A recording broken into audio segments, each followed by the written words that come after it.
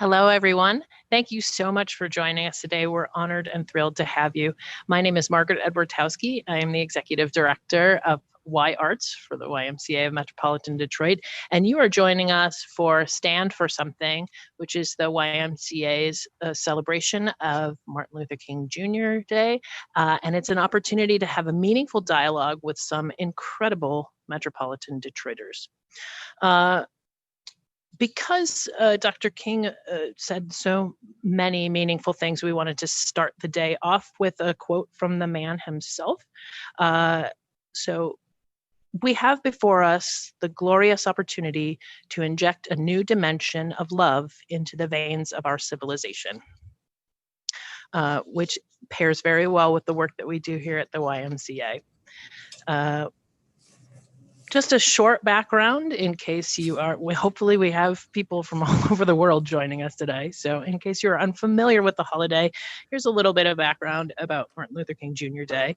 It is, of course, a federal holiday marking the birth of Dr. King.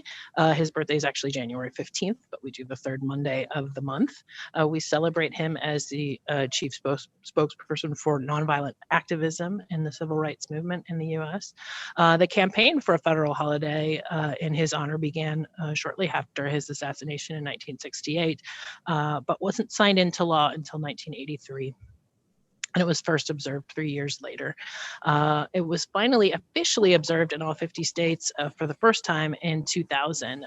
And it's a long journey to be here today, but we're glad to be able to finally be able to celebrate this very important man.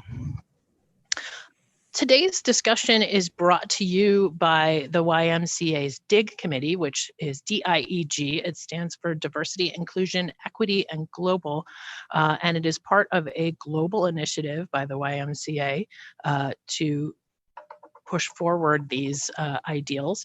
And our committee is 1 year old as of just about now, and we're very thrilled about the progress that we've made with that.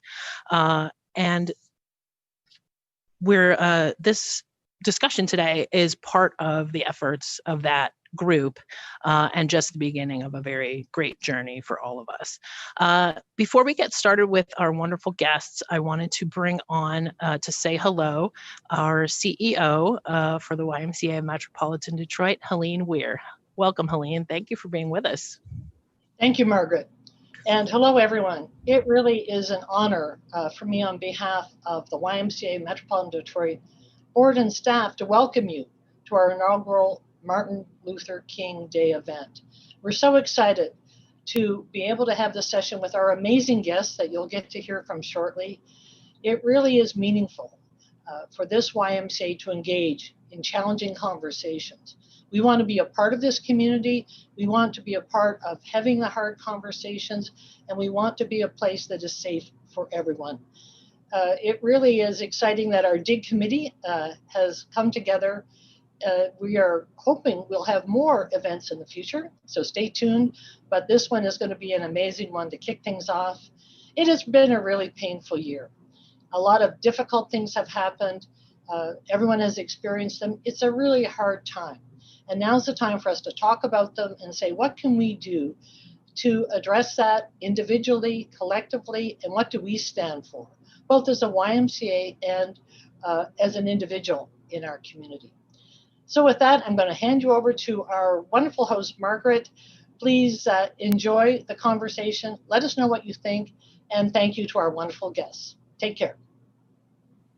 Thank you, Helene. Thanks for joining us, and thanks for helping us to get today's panel together and today's event.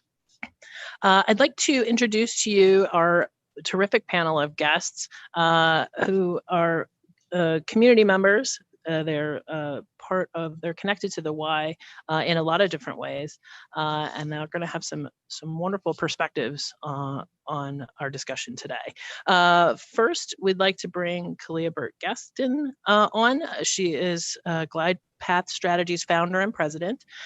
She has 20 years specializing in urban planning and creating equitable communities, and really was kind of the spark to help us at the Y to really get started on our path towards diversity, equity, and inclusion. So hello, Kalia. Thank you for joining us today. Good morning, Margaret. Good morning, everyone. Hello. It's a pleasure to be here. Thank you. Secondly, we would like to say hello to Makai Daniels. He is a musician. I'm excited about that, being from the arts part of the Y. And he's also a high school student and an active participant in the YMCA of Metropolitan Detroit's Achievers program. Hello, Makai. How are you? Hi, I'm good, and you? Thanks for Good. having me. Thanks for joining us. Thank you. We have with us also Ray Molden, who's a licensed all-state owner and insurance agent, a finance professional, and an active civic volunteer. And he's also brought some great photos with him that he's going to tell us about. Hi, Ray. How are you? Good morning. Thanks for having me today. I am very, very glad to be here, and I'm looking forward to this panel discussion. It's good to have you. Now, who's with you in your photos? So when I think of Martin Luther King and I think about the history, and my brother has been working to put the history of our family together for about 40 years. And we start off with this picture in the center there. It's Gaines Armstrong. So I am the descendant of a slave and a slave master relationship. And that's Gaines in the middle, and my dad on the left, my mom on the right, my granddad on the bottom right. And my grandma, if you could see her down there, she's born in 1900. And, just knowing your history and where you come from and how to create an environment where you can grow because you know where you come from. You're not guessing anymore. And that's part of what was taken away from us as slaves. Absolutely. Thank you for bringing them with you today. And I'm sure we will talk more about that. They're beautiful pictures. Thank you so much. They're always with me. Yes.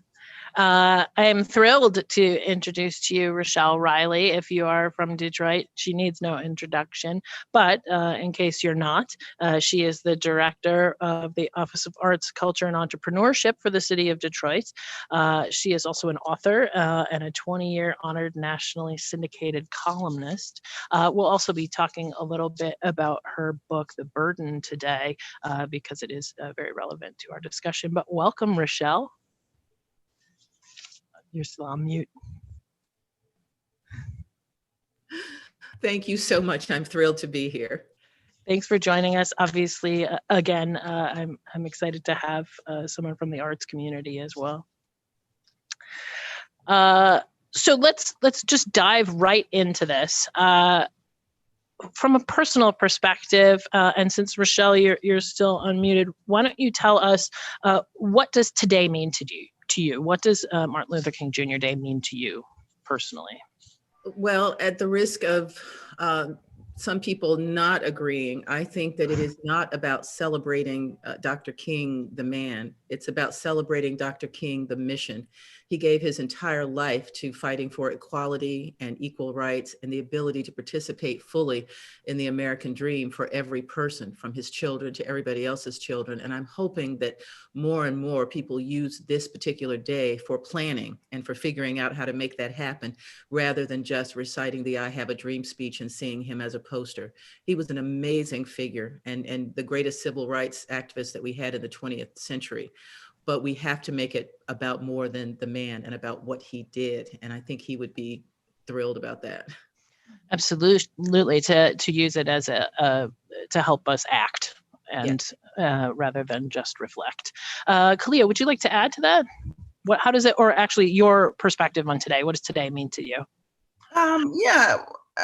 For me, this day is a day of remembrance, but also a day of action. I grew up, attending community events with my family.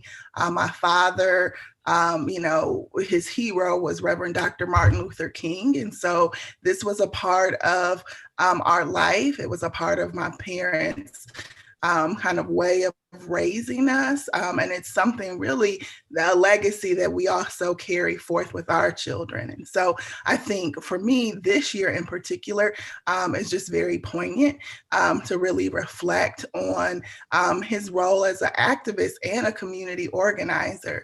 You know, a lot of times we like to think that he was, you know, widely beloved during his time, and he was not. He was, considered to be very militant, to be very fringe, to be a trouble starter. And so, now all of these years forward, we're still at a time here in America where a lot of the same things that he was fighting for and that he was outspoken about, we see, right, in real, live, and living color are still as relevant today as they were during his lifetime. Thank you for that.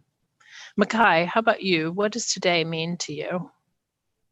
Hi, today means to me the day to celebrate the life of a great man who was an opportunity builder and made an even playing field for us to become successful in life and be able to be someone. Thank you. Ray, how about you? What does today mean to you? Today's a very special day for me because I'm an entrepreneur, and I've been an entrepreneur at spirit in all my life. Being a business owner here in the community and a community figure, that's something that, coming from the Lower East Side of Detroit, I did not see as an opportunity. As a child, I did not see that. I grew up and I remember when the tanks were in the park after the riots, in the diversity, and we got our first house because of white flight. So the prices went down and my dad was finally able to afford a house. So when I think about all the things that Dr. Luther King means to me, it means opportunity for me, my kids, my family, my community. Thank you. Now, Kalia was sort of mentioning or hinting at this, that this is kind of a really, really big time for a lot of this impact and where we are in our journey as a nation towards diversity, equity, and inclusion. This is a flashpoint time. So Kalia, where do you think we are as a nation in this journey toward equity and inclusion? Well, I think we're not as far as we probably thought we were. Agreed. So I don't know where we are, but we have work to do. I think, the past several years actually have been very difficult, and we, over the summer saw international protests. Probably the largest collective civil rights movement since the 60s. People being very outspoken against police brutality, and that's just continued to build. And I think collectively people are feeling, the weight of everything that's happened. My husband likes to say, during this pandemic, we found out what our real pandemic was as a nation, and that was still injustice and racism. And so we're not going to get away, right, with not being able to address our collective history. And I think we try to sweep it under the rug. And as you said, there's flashpoints and moments where it just becomes evident that we have more work to do as individuals, as communities, but then also as a nation. Thanks for that. Yeah, it seemed at the time it was like we're in a pandemic and we're going to have this arise. And I'm sure a lot of people were like, it's not arising. It's always been here. We haven't addressed it. Rochelle, where do you think we are in this journey? Well, I think the biggest thing that has happened in the past 4 years, and particularly in the past 11 days, is that we finally have stopped living with the 150-year-old myth that America is okay. America has never been okay. America has hidden its un-okayness for some time. And the murder of George Floyd ripped that mask off, and people are finally looking at what we really look like. around the globe. And it's been a hard lesson for a lot of Americans who have believed in this myth of a post-racial society, and believed in this myth that there's racial equality, and believed in this myth that all of these incidents that African Americans have been complaining about and begging for people to understand were not really happening. And now all of a sudden people realize these things have been happening, these things have been true.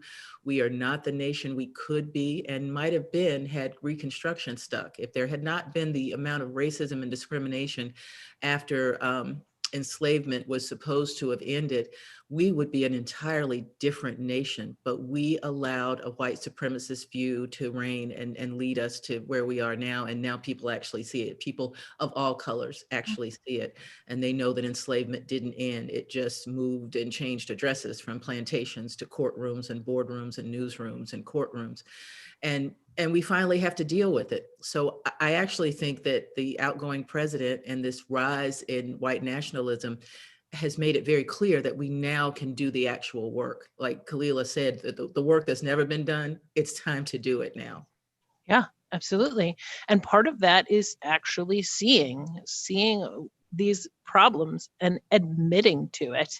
I know from a Caucasian perspective, that can be difficult. We had to, another member of the DIC committee and I did a project looking at the history of the YMCA with race. And there were, it was so consistent. The same problem existed where it was like, well, we'll all get together, but we don't want to talk about the fact that there are Black Ys and white Ys, right? Obviously, we've come a long way since then, but we haven't fixed it, so facing it, it's facing it is the challenge. Ray, where do you think we are in this journey? Yeah, I was very moved over the summer at the uprising that happened. But part of my transformation happened a couple years ago. I went to a seminar put on by Tony Robbins in Chicago, 4-day seminar. Mm-hmm. And, at that time, I realized one of my weaknesses is that I saw myself as a Black man first. Okay, so when I walked in the room, I noticed that I was the only Black man first. Instead of just seeing a man, I saw a Black man and I was disadvantaged with it because I'm equal to everyone else. So I had to empower myself. And part of that, I've always known my history. And when I look back at my relatives being landowners and entrepreneurs and business people and what have you, we're powerful people. I'm a descendant from an African king. So why aren't I equal? A quote from a very, very rich man. He used to be the former CEO of Ben & Jerry's ice cream. And I asked him what he felt like being a multimillionaire. And he said, it feels no different than you do. He said, because when I'm driving down the highway and that police officer pulled me over, I'm just as Black as you. And wow. I'll get that same experience. Now, I may have a little bit more resources to get myself out of that, but the same thing happens. I cringe lots of days coming to work. I've been stopped 3 times in the last 12 months. Wow. On my same route. I'm 4 miles away from the office. Wow. And I'm a civic leader in the community. I buy lunch for police officers during the height of the pandemic. I'm involved. However, it doesn't stop my skin from being Black. Thank you for sharing that. Makai, you have the additional thing on our panel of being sort of the voice for youth, right? I don't want to constantly be like, what do the young people think? But from a young person's perspective, where do you think we are? And you're going to be the person picking up this mantle, right? When we're memories and history. So what do you think, Makai, where do you think we are? I think that we are in a very diverse country, nation, and it needs a lot of work that needs to be done. It's not okay how separate we are, and we need to get more involved with each other and not be super separate, doing separate things from each other. We need to be more involved with each other, because when you are separated, you really don't get a chance to meet and learn other cultures. And people often judge a book by its cover, which causes people to think this person is this and that. So I feel that we're in a very diverse nation. Thank you. Yeah, it's being Americans, we already were sort of an isolated country, right? Because we're not in the mix with all these other countries like Europe. But then on top of it, now when you look at how much time, especially during the quarantine and pandemic, that we are apart from people and in a screen, and we can say things boldly without any, because we're not saying them face to face. I think you make a really good point, Makai, that being with other people helps us to understand that rich diversity and understand other people. So thank you for that. I want to talk briefly about the Black Lives Matter movement and what it means to you. And do you think that it is continuing the efforts of Dr. King's vision?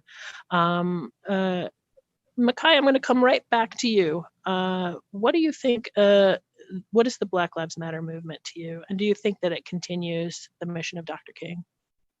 Black Lives Matter to me is a movement that is basically what Dr. King was doing it for. It's continuing his vision. Same thing. Is fighting for the equal rights of African Americans in this country because we're not equal. So we're not treated equally. So it's basically modern day segregation. It's just hidden in lies. So since it's hidden in lies, no one actually is getting the bigger picture to what it really is happening. Yeah, because if it's not affecting you directly, then it's not a problem, right? Thank you. Ray, how about you? What does Black Lives Matter mean to you? And do you think that it continues the efforts of Dr. King's vision? Yes, it does. And to me, as I said earlier, I was extremely emotional on thinking that in my lifetime, I could actually see a change. I've had dialogue with friends of mine, white, Black, Puerto Rican, all types. And I mean, we've been friends for 25, 30 years. However, the understanding, we're friends, we have dinner, we go out, we do things together, but the understanding is still not, you really can't understand until, you go out and buy a new car and your biggest worry is the police are driving behind me. Why are they behind me? Okay. Why are they behind me? I want that to change. Or going into a new car showroom or into a department store and someone's following you around. Okay. Or there's a hiccup with your credit card for some odd reason when you know you've got $20,000 open to buy. However, this $10 purchase didn't go through for some reason and it's flagged. Oh, well, that card is no good because of my skin color. So that's going to be a slow process. However, with education and training and continuing to make it awareness of that, how would you feel? I go places with my Caucasian friends and they're driving and they don't feel the same way as I do. No. And it's like, hold on, slow down. The police over there. Or when I get pulled over, I put my hands up like this on the dashboard or the steering wheel so they can see my hands because that's what my father taught me to do. Okay. Wow. That living with that every day, that's pressure, but hey, that's part of it. So, bringing those things to the forefront. George Floyd was a spark that lit a fire, and somebody shouldn't have to die. Someone shouldn't have to die because police have a hard time too. I get it. But nobody should have to die because of it. Yeah. It's good that you're sharing that and still trying to help people to understand. I know it gets frustrating. I kept thinking going into this discussion today that there's a difference between listening and hearing. And I think hearing and understanding, hearing is the bridge to understanding, right? Versus just like, yeah, you said that that's hard for you. But hearing and knowing, that's a good one for my wife, a conversation, because of the pandemic, relationships are strained. Yes. Here in my office, my son has been here, doing virtual school, and we've been trapped in a cage like a rat. Mm-hmm. But it's like, well, Raymond, I just want you to listen. And I am listening. But I can't understand her really. Mm-hmm. I really can't. I can't. I just can't. Well, labor pains. How do I know? Right? I don't know. You don't. I can't understand. Trust me, you don't. Right. I can never say I understand. I understand how you feel. Just tell me what you want me to do. That's all. I'll do it. That's a great analogy, though. Yeah, just tell me what. Yeah. Right? Yeah. I'll keep that because there's an old song that's the lyric is you can listen as well as you hear. And I want to flip that. And it's like you can hear as well as you listen. Like you just have to really be intentional about it. Yeah, extremely. Yeah. Kalia, tell us what Black Lives Matter movement means to you and if it's continuing this vision. Definitely, I think it's a vision, a continuation of the vision of the civil rights movement. I feel like the movement for Black lives is just that, right? And unfortunately, it's been politicized in a number of unfortunate ways, but it was a call for people to recognize the humanity, right, of Black people. And it's a shame, right, that a movement that wanted our collective humanity to be recognized and to be preserved received so much backlash. I am, a lot of people aren't aware that the movement was more than just about protesting, right? It was about creating and articulating policy recommendations for criminal justice reform. And so if anyone is out there listening, you can go and you can Google and you can see the policy platform that was created. And I think it also has been about really invigorating, activist community, making sure that there's intersectionality, right? That we as Black people and as activists are carrying the burdens of others, right? Who may have different identities, whether that's sexual identities or the way in which they identify in other ways. And so it's something that's very dear to me. I was very upset over the summer because I did think that although we heard about Breonna Taylor as a Black woman, I felt as though Breonna Taylor her story and her death wasn't getting as much attention or as much time being devoted to it. And the reality is, as Black women as well, we face higher incidents of police brutality that often are, weaponized in a sexual form. If you look at the statistics nationally, what happens with Black women when they engage with the police, when they are pulled over, the statistics are very high. And so, it's fighting for the freedom and the humanity of all of us as Black people. And that's something I think that everyone should be able to get on board with. Absolutely. And I think you make an excellent point that we are a blurb society, right? We read headlines and retweet the article without reading the article. We don't do our homework. And there's so much more to the movement than the sign on somebody's lawn that somebody wants to steal and, do something bad to. So yeah, there's just so much more to know that I don't think the society as a whole takes the time to learn.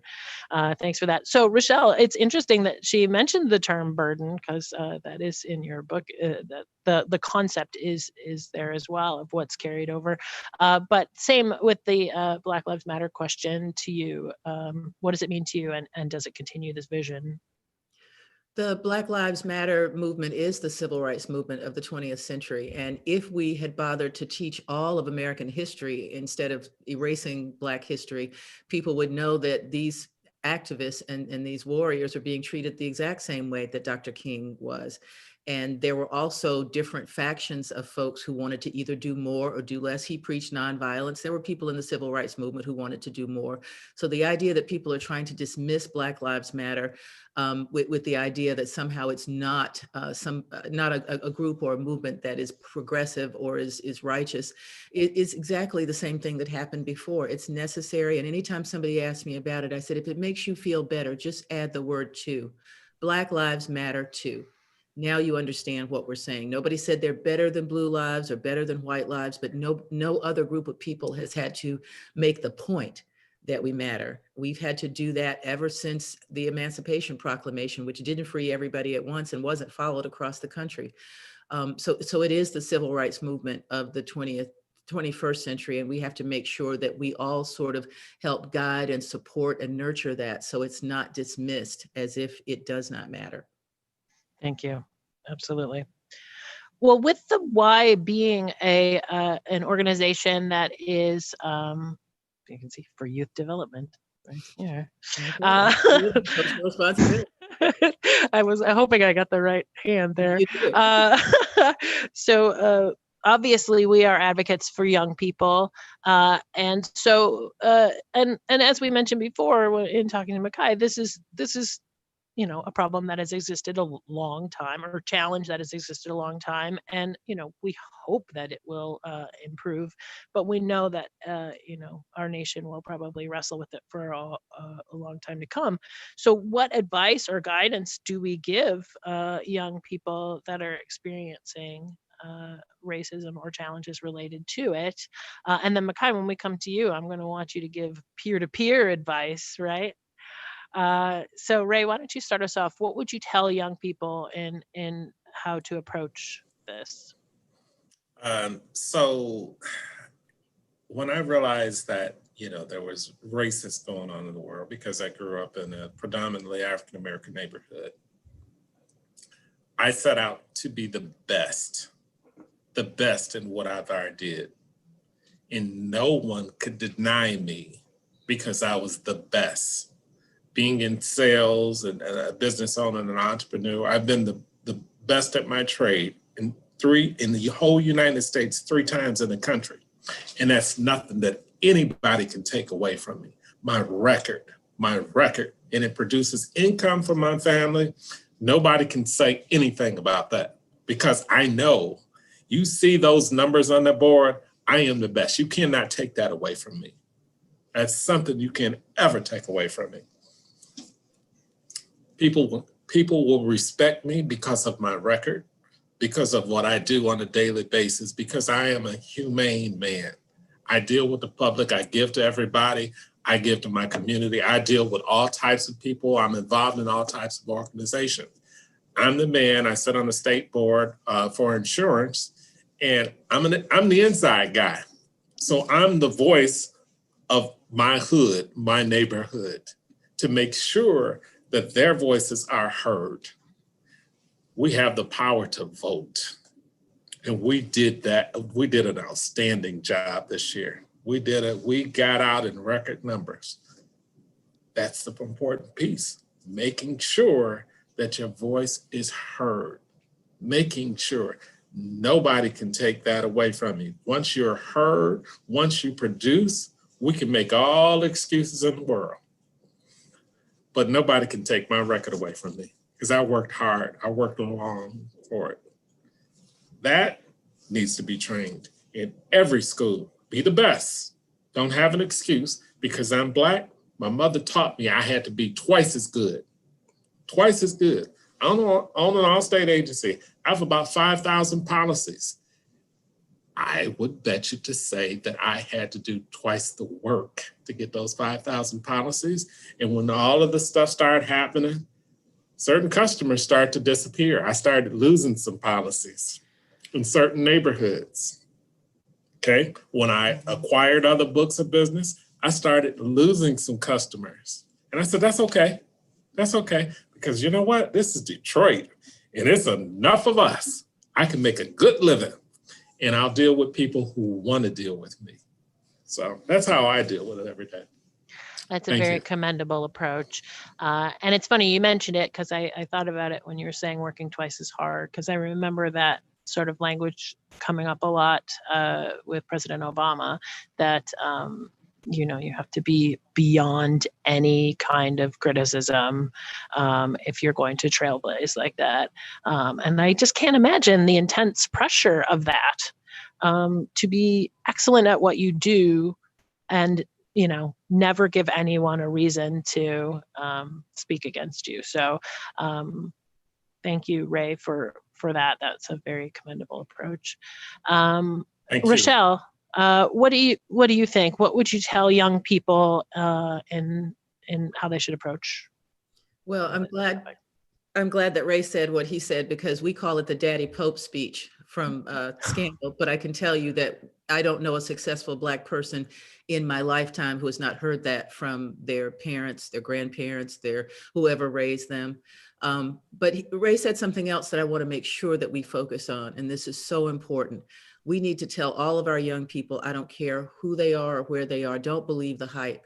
Don't walk into a room and assume that you are less than anyone who's there. We have to take off that mantle of second-class citizenship that's been placed on us since 1865. I think that the best thing we can do is something that I do for the 22 young people I mentor, and I tell them to be arrogant in their excellence. I think that we have had so many people who are mediocre and hide it because, you know, they literally think they are the best at what they do. They know they're great. They walk into a room like that because that was instilled in them by folks who literally set up a system for them to succeed. I want to help set up that system for African-American kids to succeed. So I tell them all the time, I said, don't be ugly arrogant, but just be very, very self-confident and know that you have worked twice as hard, some of you 3 times as hard. So walk into the room like you carry that, like you know that. And I think that if you can do that, if we start to make sure that we instill that in each other, then we'll begin to see ourselves the way we are instead of the way other people see you. I say this all the time, and it didn't come from me. It's not what people call you, it's what you answer to. So just make sure that you are literally the person that you molded yourself to be and that people helped you to be, so that other people see that. That's amazing. And from a YMCA perspective, what you are doing is a huge catalyst to that, because, you know, we have a strong belief in the importance of adult mentorship, of people who care about youth and create safe and caring and supportive environments for them. So thank you for that work that you're doing. A lot of work, but it's necessary. Yeah, absolutely. Thank you for doing that. Clea, what about you? What do you tell young people? What would you tell young people? Yeah, well, I have a very healthy group of nieces and nephews, and we have two young daughters. And so, you know, like, you know, we've heard that legacy of hard work, self-determination, you know, is a part of who we are as a people. You know, I also love this notion of Black joy, you know, cultivating your joy as an individual, as a community. That is what really has carried us, you know, our culture, our arts community, you know, those things that we pass down from generation to generation that really bind us together. And I think for my daughter, you know, in particular, you know, she's, you know, will be 10 next month. She loves the news. She loves NPR. She, you know, watches CNN. And so even though children may know, right, what's going on in the world, we have to understand that they're still children, right? That there still is a need to protect them, still a need to make sure that we talk to them about, you know, life and about being Black and what that means in society in a very age appropriate way, right? Because they don't have the tools and the words to make sense of what's happening in our world. And so, a part of doing that is talking about, the pride of our cultural icons and our historical icons, and letting them know that being Black, while other people may see it as a negative, right, and seek to burden you, that there's immense pride, right, and joy in who we are as a people, and that our being and our legacy didn't start just here in the United States with slavery. And I think that's very important for young people to know. And it gives them a sense of pride and a sense of kind of making their way in the world, in a different manner. Oh, I think that's so great to focus on the joyous aspect. You reminded me of a tweet that I saw that somebody took a photo of, I don't know, one of the streaming sites of TV, and it had a Black Voices category, and they were like, look at these movies, and everything was like this painful, gut-wrenching, sad, which are all, great and important films, but there's more of a spectrum to the experience, I have to imagine, than just that. So thank you for that. Now, Makai, I'm going to adjust the question just a little bit, because first I want to hear from you about the advice that you've gotten, and then I want to hear what you would tell your peers. So have you gotten this kind of encouragement before, and what was told to you? Yes, I have gotten a lot of encouragement from all the people that have surrounded me. A lot of advice that I was given was, don't let anyone else determine who you're going to be. Mm-hmm. Be yourself and push forward, because they do not make decisions in your life. You are the one that makes the decisions in your life. I heard that from pretty much everyone that's around me, mother, father, aunties, uncles, even people from the Y and GDYT. They give me the same speech. It's just reworded. But in other words, that's the main goal of what what they're trying to get across, the main point. I'm sorry. Oh, the other half was, so what would you tell your peers? Because obviously you've been in the Achievers program. You have a lot of good mentors supporting you, and obviously you're on a path to success of your own. So how do you share that with other people your age? What do you tell them?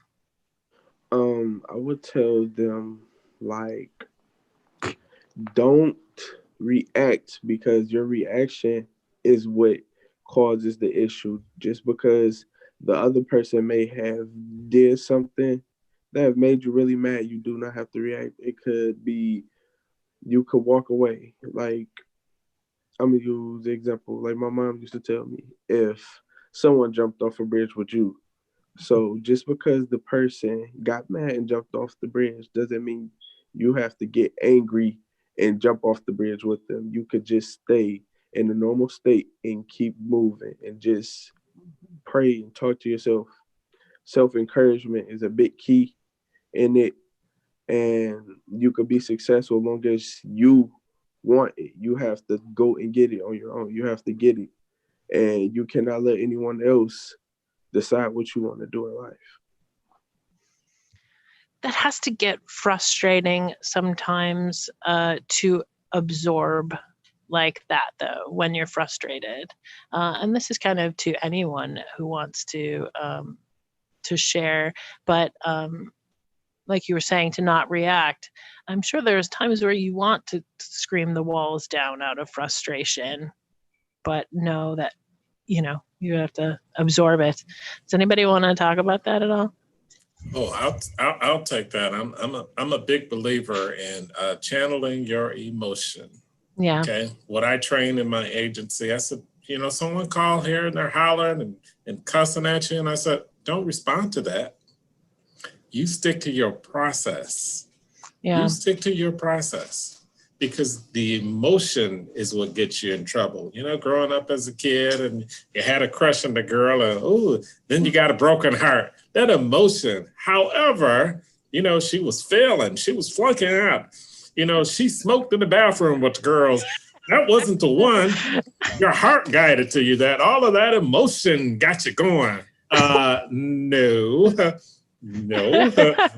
I'll pass on that. Show me some statistics. Show me how how it's progressed. Hey, you know what? She's the best runner in the whole school. She's the fastest, and look at all of these awards she got. That's the girl I want to date. He's doing his homework on the right candidate. Right. Yeah, ask my wife. She'll say, I was set up. And I was like, yeah, I knew what I wanted. I knew what I didn't want. I knew what I want. Oh, good, educated woman, hard worker, good background. That emotion gets you in trouble. And as long as you listen to her, you're going to be happy. Yeah, well, I'm still working on that. Hey, I'm married too. I get it. I'm still a salesman. I can offer a couple of things to Okay. you to let you know how often and how long this happens. When I was a young reporter in North Carolina, I was assigned to interview the director of a band that had just won this major competition, but they needed it done by phone so it could be done in a hurry. So I called and we had this great interview, and obviously it was going well and they felt they could talk to me, and they started to literally just denigrate the band that they beat, which was an African-American band from an African-American school. And after they finally finished that rant, I said, well, thank you so much for the interview today. And just so you know, I'm African-American. And you literally, I wanted to call 911 and have somebody check on this person because they were horrified. But there's a passage that I mentioned in The Burden that comes from a scene of Grey's Anatomy, because Shonda Rhimes is such an amazing talent with her show. And there's a white doctor who asks a black doctor who, she said, I just don't get it. Why is this such a big deal? And you're always upset about it. And she said, well, you wouldn't understand because it doesn't happen to you. And it's not Mississippi burning or anything, but it's that constant barrage of things. Like when I walk into a hospital bay and someone thinks I'm a nurse instead of a doctor, or when I go to board my flight with my first class ticket, they say we're not boarding coach yet. Or, it's just dozens of those that happens all the time. I know there's something like that I get every week of my entire life. And you have to, like Ray said, understand how to deal with them, or it could drive you nuts or make you really, really angry all the time. So what I do is just find humorous ways to sometimes deal with it. But it is this undercurrent that we live with. If you're African American, it's unfair, it's unnecessary, but you have to live with it and rise above it if you want to be successful. This is a perfect segue because my next question, we had just, our DIG committee sponsored for the Y, a training regarding microaggressions and the like. And so I wanted to talk briefly about microaggressions. If there were, and you answered the question before I got to it, but do feel free to chime in again, Rochelle. Like, what are your coping mechanisms to deal with that? Because it does chip away when it happens with such consistency. How do you deal with, and for anyone who's not familiar with the term, this is a sort of a subtle everyday racism that comes through in comments that, to the speaker seem innocent or even a compliment, but those kinds of things can cut deeply, and especially over time. So how, I'll go free, whoever wants to start to talk about microaggressions. I'll go. Yes, microaggressions are a reality. It's something, definitely that you come in contact with. I think you do have to be resilient. You do have to be strong, but I'm also a proponent of, self-care and setting appropriate boundaries and removing yourself from certain spaces if you can. I, over the past couple of years, have transitioned from working inside of traditional organizations to being an entrepreneur. And as a Black woman in my 40s, that was really a conscious choice to create a professional livelihood for myself that was devoid of a lot of the stress and strain and microaggressions and racism that I experienced during my professional career here in Detroit.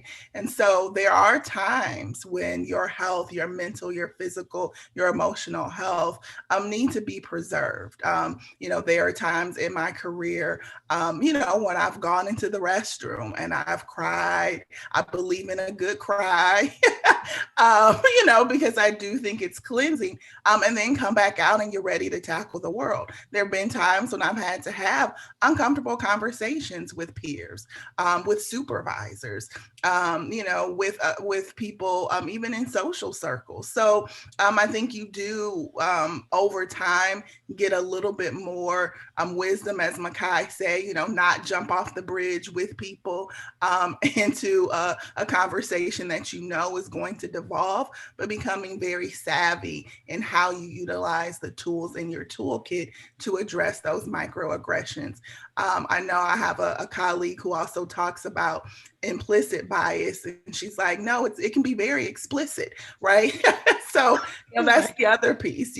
Sometimes it's not even a microaggression, it's a major disrespect, and figuring out how you engage in a way that respects your own humanity is very important. Thank you for that. A couple of things to that, just real quick, because as a columnist for a long time, and columnists get hate mail and have to deal with all kinds of people. Years ago, when I was just starting at the Detroit Free Press, somebody else from another media outlet wanted me to write something, but Gannett had a policy that, if you wrote for one of their newspapers, you couldn't write for someone else. And I didn't know that. So I told my editor, I said, oh, well, these people want me to write a column for them. He said, well, you can't do that because we own you. And I sort of looked at him with a smile and said, you can't say that to Black people. But because I was smiling as I said it, and I wasn't like really ready to throttle him, but he was so horrified. He said, oh my God, I didn't mean. I said, look, I'm just telling you, I'm not upset. I'm just saying you can't say that. And then I also had this reader who would literally every week send me an email saying, why do you write so much about Black people? And why do you write about the first Black person to do something? And I responded very kindly, as I always have, even to anybody who doesn't call me a name would get a response. I don't care what they were saying. And I said, well, I write about Black people who are doing something for the first time because it's historic, and I will stop doing it when there are no more Black first. And I also looked at the columns that I wrote over the past year, and about 35% of them were about Black people or issues that you might think were more important to African Americans. So that told me two things. I'm not writing enough about Black people. I need to write more. And why does that bother you? And he did not have an answer, except he just thought, he said, well, I think you're better than that. I said, so you think writing about Black people is lesser than? I mean, we had an interesting conversation. He eventually sent me the nicest letter that said, I am no longer a racist, thanks to you. I'm really working hard at it. And my editor, that same editor who said he owned me, had it framed for me. So you just deal with things where people don't know better. And unless you think they know better and they're being jerks, you just teach them. So I'm very direct and try to deal with it when it happens. Well, I'm appreciative of you for saying that, because I know it can be a tricky thing. Like, I always want to learn, but I also don't want to force people into a place to be my teacher because they have their own lives to live. So it's good of you to, to share that. And as much as you'd probably want to be like, not making it easy on the person who said the stupid thing. To keep it light. You're not the Black encyclopedia. Sometimes I will just use the Google. Go look that up. You will find something very interesting.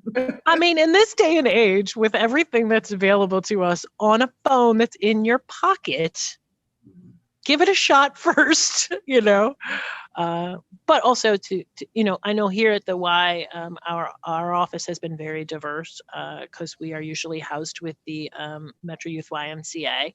And I've been really fortunate in that, because I've made some good friends that I said, okay, can we have an understanding of good intent that I just want to learn?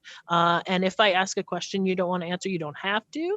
And if I may, I would like to ask you things so that I am not ignorant. And that has been a really huge growing experience for me, to have that avenue to better understand. So Ray, I think you were about to chime in on that, though. My mother told me something years ago when I first got into the workplace and dropped into corporate America. And, I'm sitting at the lunch table and explaining, kind of the events and how I felt. And she said, son, don't waste your breath. Okay. You're going to frustrate yourself trying to change these people. You can show them better than you can tell them. Focus on doing what you have to do. Don't worry about explaining that to them. When you get to wherever you're going, and that not only happens with Caucasians, okay, that happens in the Black community.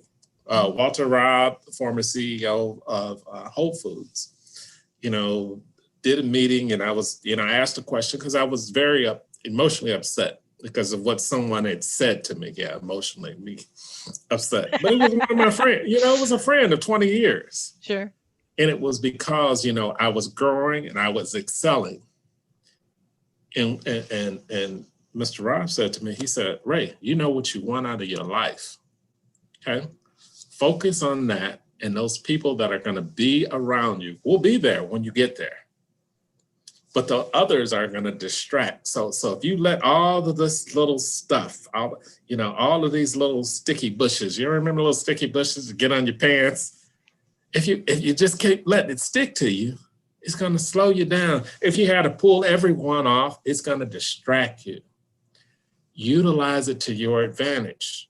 In the CARES Act that was passed, I read it from cover to cover. And I said, look at here. There's money for a minority initiative doing this. We could do that. Look for the opportunities. Because if you don't look for the opportunities, all of this noise is going to slow you down. It's going to stop you from your goal. And you're the only one to blame. We can't blame America. We can't blame. Remember, I'm the product of a slave master and a slave.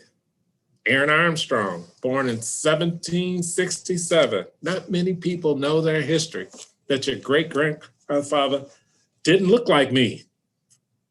And I'm sure, great-great-grandma wasn't in the house. And let it take you forward. Let it take you forward and build on it. Don't let those little things stop you, because if it does, you'll never get to where you want to go. What a great analogy, the little prickly bushes, the burrs, that really kind of fits with this microaggressions thing. It's like one of them, right. But when you come home covered in them, you have a problem, right? You're pulling them off. You can't do what you were doing right. Because you're busy because it's bothering you. Well, and even when you pull them off, there's still pieces that remain on you, right? Yeah. Don't get caught in the sticky weeds. So no matter how much you work through it, there's still there's something that remains from that. Yes.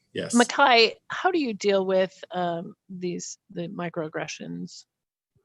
Well, I just think, I put it this way, I think of it like this. They're not the ones putting the clothes on my back or the food on my plate. So why should I feel the urge or get mad over something that doesn't even require a reaction to? That's great. That's a great point of view. And it's in the control what you can and let the rest take care of itself kind of thing. There was something that Ray said, which I think Rochelle, as a writer, you probably felt the same thing I did, which was a show don't tell thing. It feels like in every area of the arts, they're always telling you show don't tell, whether you're a playwright or an author or improviser or whatever, the things that I do. And I think that I didn't think of it as an approach to life. So I'm kind of thankful for you, Ray, to bring that to the fore today, because it is kind of you could talk all day about what you think or believe, but unless you're showing it, and that's something I really believe in raising my own child, is modeling behavior. And I think coming out of today's discussion too is, if you want to show your anti-racism, your support of other people. It's a show. Talking about it is great, and this conversation is very important. But what we hope, like Rochelle said earlier on, is that it inspires people to act. So, speaking of anti-racist, the why. Obviously, we're doing a lot of work to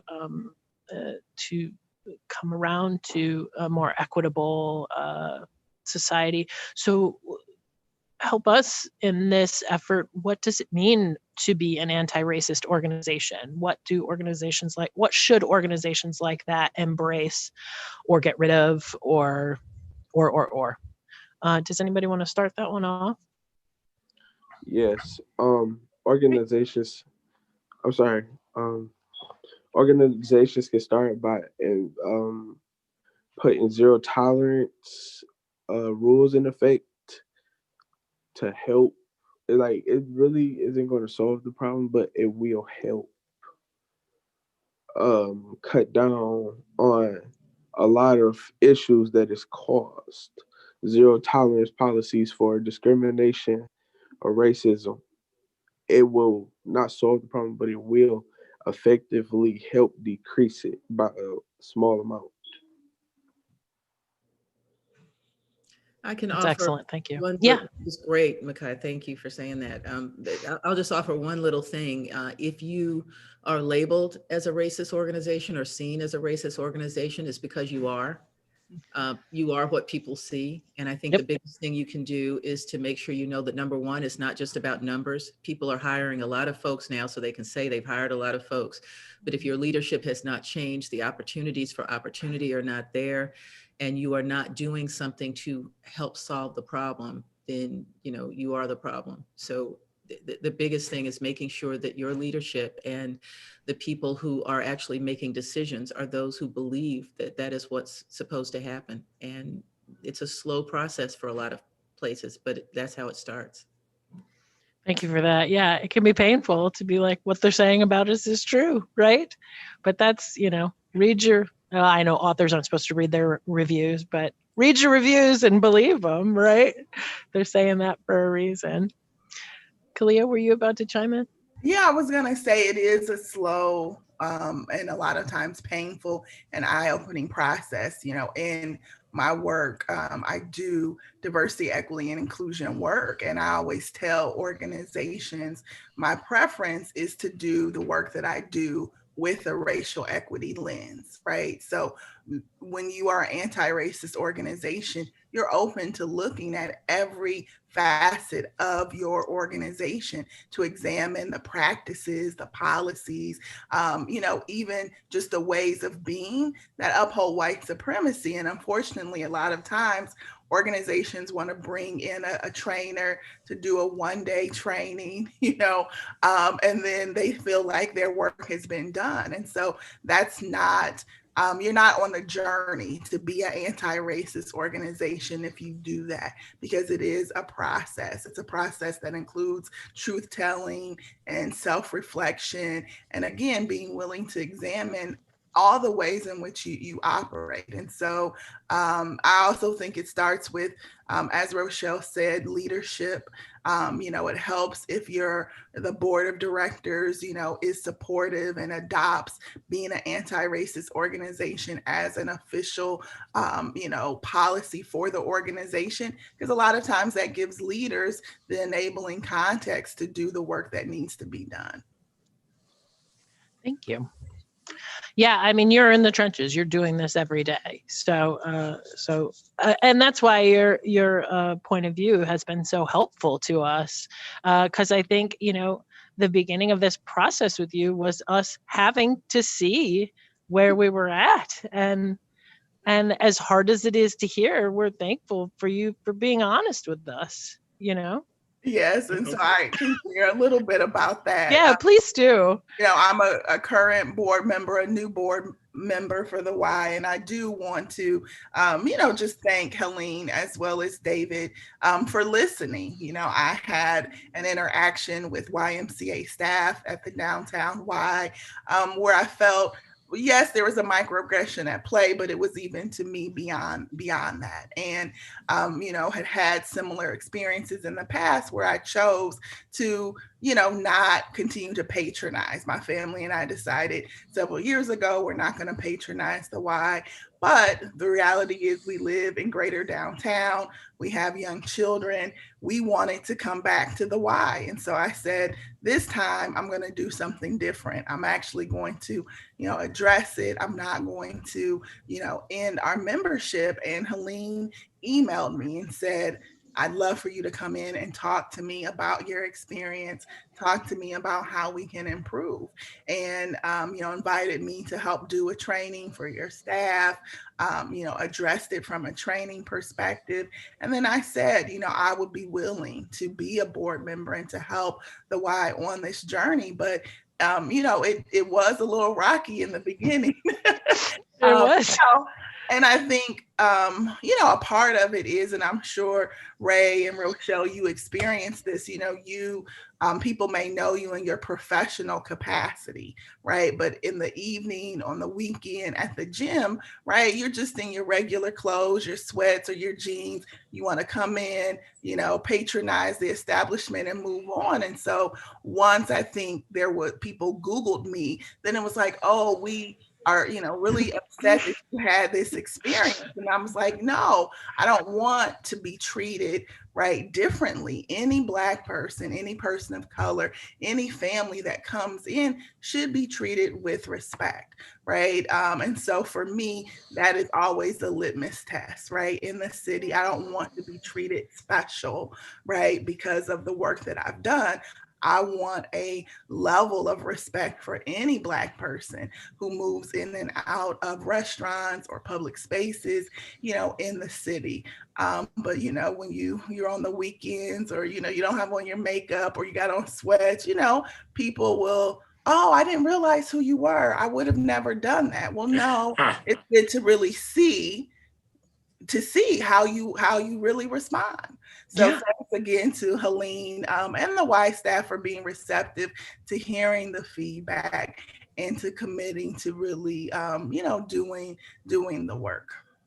Well, go ahead, Ray. If I could chime in on that too, being an All-State agent and having an affiliation with one of the world's largest insurance companies, they did a few things in the last year or so. One was they pronounced Juneteenth Day as a holiday company-wide and shut everything down. That extremely impressed me.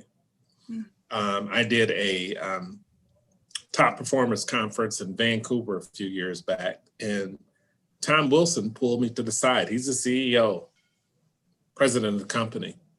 And he asked a question. He said, how'd you get here? He sincerely wanted to know. So on the receiving line, they started pushing people around because me and Tom Wilson are having this conversation on what my journey was about, because he wanted to understand. He knew the value at having all types of people at agent, because Allstate serves everyone. So he really, and companies have to listen. They have to make steps. June 10th as a holiday, whoa, where everything shuts down. I said, that was a bold move, but it was the right move. And they also reached out, and I don't want to mess this up, but they're doing business with minority banks. So I don't know what sector, but I saw that article where they said, no, we're going to do all of this business with minority banks. Minority banks. Whoa, they're moving in the right direction to make sure that everybody's included, that everybody has an opportunity, because I'm a shining example. You could do a lot coming from the east side of Detroit, eating sugar sandwiches and running to the Y when you could to get a warm sandwich or a meal or go swimming or something. Mm-hmm. So, yeah. That's amazing. Thank you. Both of these examples, and obviously Kaliz is personal being from the Y. It really is that taking that extra moment to really hear And also a little bit of try on somebody else's shoes, right? And really put yourself in their position. But, Clea, you were reminding me of what you had been saying about, or what Rochelle was saying about Black Lives Matter is you want to walk into the building and be as important as any other person that walks into the building. And whatever you're dressed like, it doesn't matter. And whatever you look like, it doesn't matter. And that is what we say at the Y. And we're getting better at doing that, right? Showing that versus telling that. And it's going to be, it's a lifelong journey to try to live up to those things that you say. But it was definitely a turning point. And I give a lot of credit to our CEO, Helene, for saying, no, we need to hear. We need to hear, and we need to validate your experience. So I'm so glad it worked out the way it did. It could have been much, much worse. So a couple of questions left. So based on, well, let me go to this one. Today's theme is stand for something. So how do we stand for something as a society or as individuals? Some of this has come out already, but let's reinforce that. Makai, why don't you start us off? We can start by being more involved, like I said earlier, more involved together and more things, and don't see color, see people for who they actually are, and become one big team. And it's like when you become one big team, you can get a lot more done than when you try to do things on your own. And it's better if you don't see color, because color doesn't mean anything. You can see the person for who they really are. It all matters about the person on the inside. And a lot of people are actually caring and loving on the inside. That's great. Thank you. And I'm really with that working together thing as a theater person and someone from a large family. Many hands make light work, and a movement begins when we come together. So anyone else on the panel want to chime in on how do we stand for something as a society or as individuals? What action can we take? Oh, well, I'm happy to remind people that you can no longer sit on the sidelines and not choose sides, and the sides are not political. What we allowed to happen in this past 4 years, and particularly in this past year, were two things. We let a racial pandemic become about politics, and we let a global viral pandemic become about politics, and neither of them is about politics. If you are someone who truly believes that there should not be racial discrimination and bigotry that guides our way of life and our government policy and how we live, then you have to be someone who decides that, okay, I'm not going to be about that, regardless of how else I feel in my life, how else I raise my family, what my political party is. And that means, having a little courage and not just, knowing it for yourself, but occasionally having to speak out if you think that something is wrong, or if you know that something is right and you need for people to hear you. When George Floyd was murdered in public like that, the reason it has caused so much change is because so many people around the world stood up and said, this is wrong. They didn't say that with Tamir Rice. They didn't say that with a dozen other, incidents that just happened recently and the hundreds that happened before that. But that one, they finally saw something that horrendously could only be seen by a certain group of people, and people stood up. So when you are in a position to stand up, you can do that. You choose when that moment is, you choose how to do that, but you have to do it if you really want to take a stand. And it's hard, right? Because oh my God, it's so hard. You can lose friends and family members on Facebook. We all know that one. I was on a Zoom call talking about this, and there was a woman, beautiful white woman, young white woman, who literally spoke out against the January 6th incursion into the Capitol. And she said that she argued with her family about it all day, and some of her family members are not speaking to her because of her view of what happened. Yep. And you can't let that be how you solve problems. You also can't let that be something that would keep you from in your heart doing what you think is right. So I told her, she said she felt like she didn't have Black people to talk to. I said, here's my number. You can call me anytime. Now you do. Don't let that be something that keeps you from feeling like you can connect with someone, but also know that when people take a stand, regardless of their color and regardless of who else is around them, it's how things change. Well, and on an ally standpoint, I know that there's a lot of conversations around speak up, right? And I think so often we're afraid because we want to polite ourselves to death and we want to not make things awkward. But, I mean, a little bit of awkward goes a long way in this, fight. So make it awkward. You shouldn't feel comfortable in saying racist things, you should be called out. So anyone else want to chime in on how do we stand for something as individuals? Yeah. Go ahead. Ladies first. Ladies first. I was just going to say, I was reminded just by the words of Dr. King, right? He cautioned us about the moderate, right?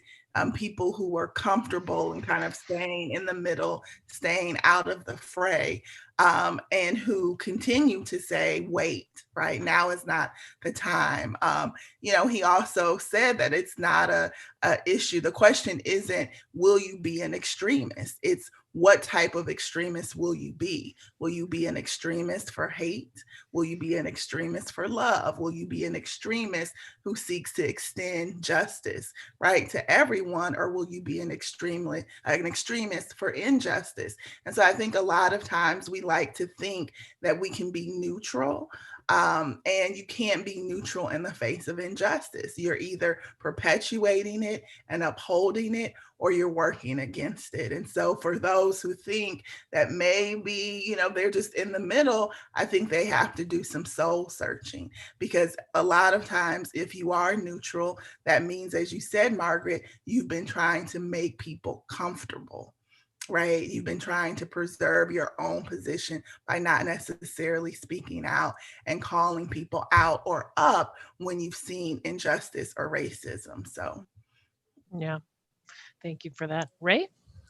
Yeah, and the thing about it is that you have to be an agent for change. I'm a financial specialist also, and I do retirement planning, investments, and what have you. And what I noticed in the Black community, the lack of education when it comes to your finances, your money. If you don't have any money, you can't do anything.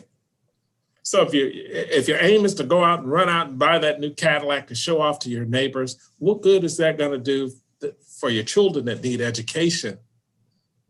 If your bills aren't paid, you put on the street, what good is that going to do? I've been a landlord, and I've sold all over the country, and I've had to drive to these little small hick towns and introduce myself to people that didn't look like me.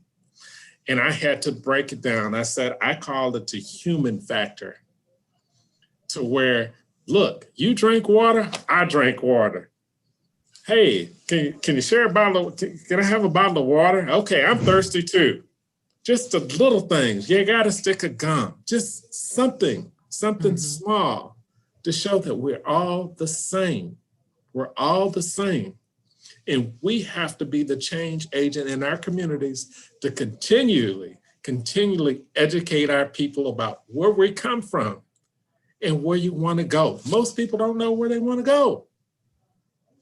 Are you going to get on a bus and a cab or a plane and you say, well, I don't know the destination? Know where you want to go. When you step out that front door, have a plan on where I'm going. I don't haphazardly get in the car and just turn around corners and not know where I'm going.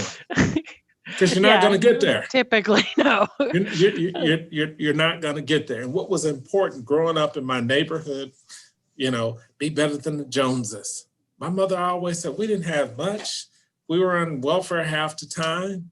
She said, but we can wash our clothes. We can make sure the grass is cut. We can make sure there's no trash out there. We can talk nice to people. Start there and build on that and show your neighbor, I'm the neighborest neighbor it is. So, neighbor. Right, neighborest neighbor it is.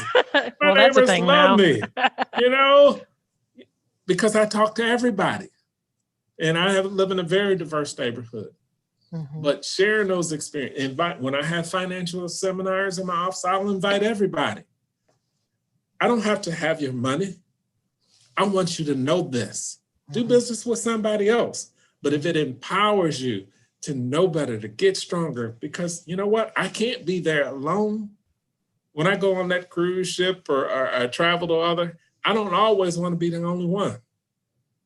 I want other people to come along to understand what they can do for their families. And, in our community, that's been missing for a long time. Education. It doesn't have to be, a master's, a bachelor's, a PhD, or whatever, but continue to educate yourself to grow out of your situation and be an owner, not a renter. Own what's going on in here. Own. Don't borrow it from anybody. That's yours. I want to bottle some of your energy and work ethic so I can have it for myself. Because you obviously are a very driven individual, right? And I appreciate that. I'm selling that for $9.99. That's your original business, right? Right. Well, this time is flying by. I have one audience question for Makai, and then we will do a little bit of wrap up. So Makai, the audience wants to know, what advice, and I think this is great because I do this all the time because I've been working with youth for a long time, and a lot of it is usually through a media program that we do. So I'm always saying like, all right, I'm old, what platforms are cool now or whatever, and it changes every summer. But I think it's really important to ask youth and hear them as to what they think. So I think it's great that the audience is asking this. What advice do you give to the adults to help with, so here at the Y, it's the DIG committee, but diversity, inclusion, equity, and global work. What's your advice from the younger generation? My advice from the younger generation to the adults, really it's just all about how you come off towards a person and how it's the first initial communication with the person. It could be eye signal. It all determines how the conversation or how the relationship is going to go, which direction it's going to head. So it can be it's based on, it's cause and effect. It's a chain of effects that could happen behind a certain reaction. A certain cause that basically this is up to you.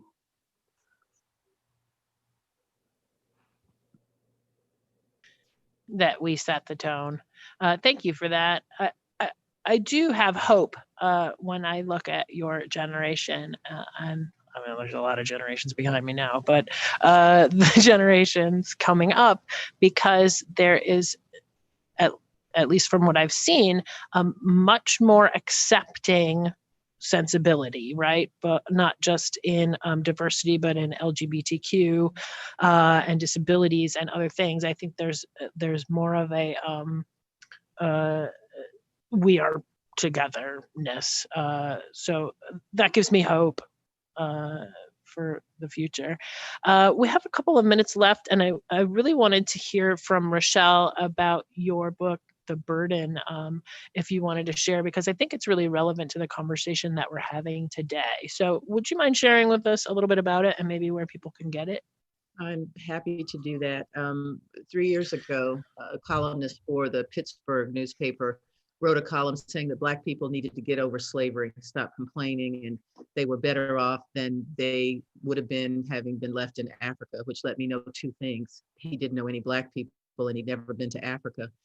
So we're fellow columnists, First Amendment, I wasn't going to write a column, saying, oh, what an idiotic, sort of take. But I did write a Facebook post explaining how horrible it was that people still don't understand that lasting impact of what enslavement did to a whole people. And then I thought, well, that's no different than writing a column. So I decided to call up some people and ask them all to join me. So I created this chorus of voices where I called up Leonard Pitts, a Pulitzer Prize winning columnist for the Miami Herald, and said, I'm doing this. And he stopped working on the novel he was doing and he wrote something. I called up my friend Nicole Hannah Jones, and this was before the 1619 Project, and said, would you write the foreword? And she did, and it's amazing. And it became The Burden, this collection of essays that literally talk about what happened to African American people during all of that time, and leading from slavery to Jim Crow to the continuing efforts to make us second-class citizens affects how we are, how we live, what our wealth is, what our education is today. And the most telling part of this project is there were 23 essays, and I didn't have to tell one person, you need to write about something different, because somebody already wrote that. There were 23 threads that were totally heartbreakingly different. So Wayne State University Press printed that. You can get that on Amazon or from the press. If you go to RochelleRiley.com, it'll tell you all about The Burden. And also about my new book that comes out in February called That They Lived, African Americans Who Changed the World. These are biographical essays to inspire young people to choose what they want to do and to remind them that every important person was once a child. So we have photographs of kids dressed as, these important people. So my grandson Caleb is dressed like Thurgood Marshall. I wish I'd sent you the cover so you could, but seeing these kids being Duke Ellington at the piano, or being Thurgood Marshall, or being W.E.B. Du Bois. His favorite was Frederick Douglass because he liked the hair. But these were all accompanied by photographs done by this young mom outside of Seattle who posted them every day for Black History Month. And I saw them and I was so moved that I flew out to Seattle, got a car and drove to Kent where she lives. And I said, can I write some essays to go with these pictures? And her daughter was Fannie Lou Hamer with the black eye that she got from being beaten, and Rosa Parks with the arrest sign. So if you go to RochelleRiley.com, you can see that cover and you can pre-order that book. And the main reason to do that is because all kids need to be taught that African American life did not begin with enslavement. As Ray said, we're descendants of kings and queens in Africa. We are the inventors of so much. And every time people are surprised by the things we've done, like when people gasp when Michelle Obama talked about the slaves that built the White House, and they're like, well, who did you think built it? I think that as long as people see who we really are as a people, then there will be less of a penchant for treating us like we're not as good as. So those are the books. Thank you for mentioning them. And we have to lay this burden down. I'm working on the sequel to The Burden about laying that burden down. Oh, that's exciting. Yeah, I think the best way, speaking of action, for those listening to commemorate today would be to buy your books, because not only are you supporting an African-American author, but you are also getting a better understanding of everything we've been talking about today. So I think it's a great idea.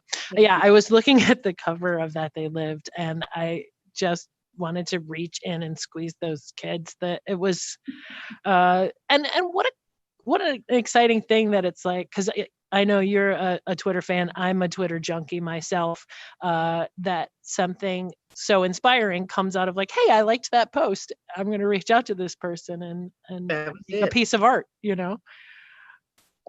So very exciting. I cannot believe we are at the end of our time together. I know I have learned a lot. So I want to thank all of you for sharing your viewpoints, because regardless of what everyone else out there got, which I'm sure was a lot, I personally learned a lot today. So I appreciate it. Thank you, Kalia, for being with us. Oh, thank you, Margaret. It's a pleasure to be on the panel with everyone. I really enjoyed it. Thank you, Ray. Thank you so much. This was such an amazing experience. You guys really brought the issues to a head and shared them with the community, and that's what we need to do more of. So I really appreciate the opportunity. Awesome. Well, hopefully this is the first of many. So so we hope to have more great discussions like this. Thanks, Makai, for being with us today.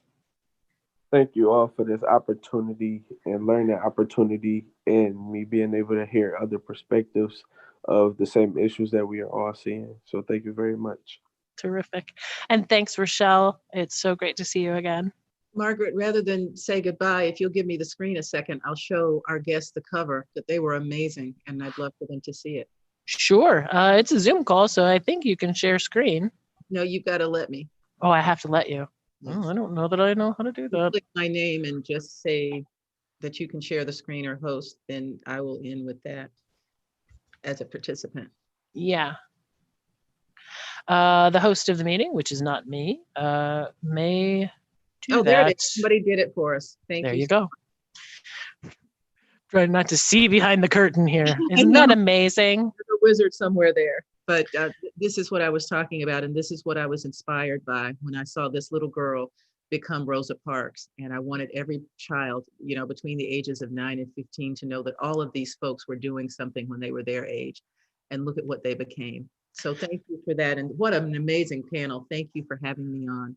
So glad to have you. And that book's available in February on Amazon, right? It's available right now. You can or currently. Oh, good. on Main State Press. And terrific. But it hits all bookstores on February 2nd. Oh, fantastic. Well, again, thanks to all of you. Thanks to the Y, thanks to Helene, and to our DIG committee for making this happen. There are a lot of people that did a lot of, I'm looking at them right now, hard work in organizing and getting everyone together. So we're really thankful. And please have a wonderful rest of your MLK Day. And we hope to see you soon for more great discussions. Bye-bye.